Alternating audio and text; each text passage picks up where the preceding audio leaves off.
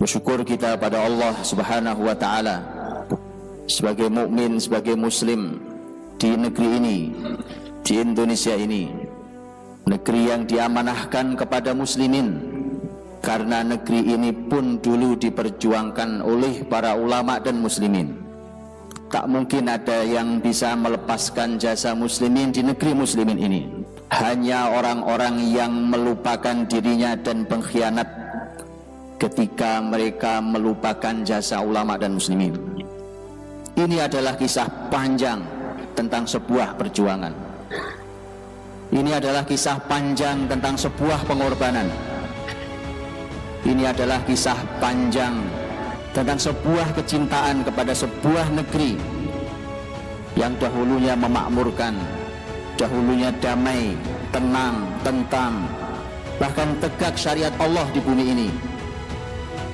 Ini bukan hanya bicara satu hari saja, tapi ini adalah pengorbanan semua orang di negeri ini, dan pasti terutamanya adalah dikawal oleh para ulama dan muslimin. Kecintaan pada negeri adalah merupakan fitrah yang ada dalam diri seseorang. Bahkan itu dimiliki oleh Rasul kita sallallahu alaihi wasallam. Rasul kita sallallahu alaihi wasallam saat hari ketika beliau meninggalkan Mekah, saat beliau hendak hijrah ke Madinah, saat itu usia beliau sudah 53 tahun. Bayangkan seseorang lahir di situ, besar di situ, belajar di situ, tumbuh di situ, berumah tangga di situ, terusir di usia 53 tahun. Maka tak kuasa Nabi untuk tidak mengungkapkan kecintaannya pada negerinya. Karenanya ketika Nabi mulai menjauh dari kota Mekah, Nabi membalikkan badannya menghadap ke Mekah. Kemudian Nabi berkata, "Wallahi innaki la ahabbul biladi ilayya illa anna qaumi akhrajuni minki." Demi Allah, engkau adalah negeri yang paling aku cintai.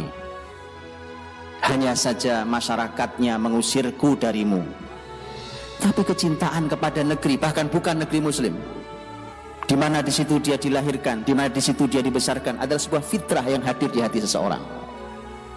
Sampai di kota Madinah, Nabi berdoa untuk negerinya yang baru, yaitu Madinah.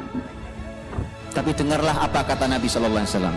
Nabi berdoa, "Allahumma habbib ilaina al-Madinah ka hubbina Makkah au asyad." Ya Allah, berikan kecintaan agar kami bisa mencintai negeri Madinah ini sebagaimana kami mencintai Mekah, atau lebih dari itu. Wallahi, negeri ini pernah besar dengan ilmu dan Islam. Kalau hari ini kita jauh dari Islam, kalau hari ini pemimpin tidak suka dengan Islam dan ulama, kalau masyarakat ini menganggap bahwa jihad itu adalah merupakan terorisme, wallahi, satu kata, kualat kita dengan negeri ini. Para ulama hanya mengenal satu kata untuk membebaskan negeri ini, yaitu jihad. Tidak ada yang lain. Kalau hari ini jihad menjadi kambing hitam, sungguh kita pengkhianat. Negeri ini dibebaskan dengan jihad. Baca kembali agar kita diberkahi, agar orang-orang, para pejuang yang telah wafat ridho dengan kita yang melanjutkan ini. Mereka dulu orang yang mengerti syariat Allah, orang yang menerapkan syariat Allah di muka bumi, dan orang yang menyuarakan jihad dengan jihad yang benar. Karenanya betul bahwa ketika seseorang tidak mengenali sejarahnya, maka dia tidak mengenali identitasnya, dan akhirnya dia tidak memiliki harapan untuk kebesarannya. Tengoklah ke belakang, lihatlah dengan jujur, tanyakan pada sejarah yang tidak ditulis oleh penjajah, tapi ditulis betul oleh para ahli ilmu. Bagaimana muslimin berperan, bagaimana Islam berkiprah, bagaimana ulama mengawal perjuangan, bagaimana para santri dari pesantren-pesantren mereka menyuarakan jihad, bagaimana mereka mengembalikan bumi pertiwi ini, bagaimana mereka mengusir para penjajah.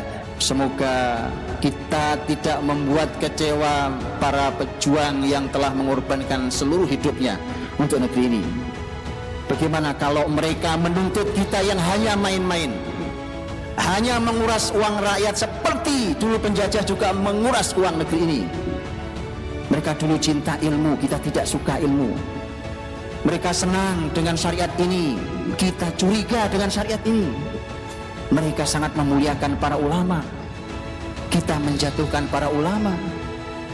Karenanya perlu untuk muslimin kembali ke masjid mereka, kembali ke ilmu mereka, agar Allah mengembalikan bumi ini, agar Allah mengembalikan negeri ini untuk kaum muslimin.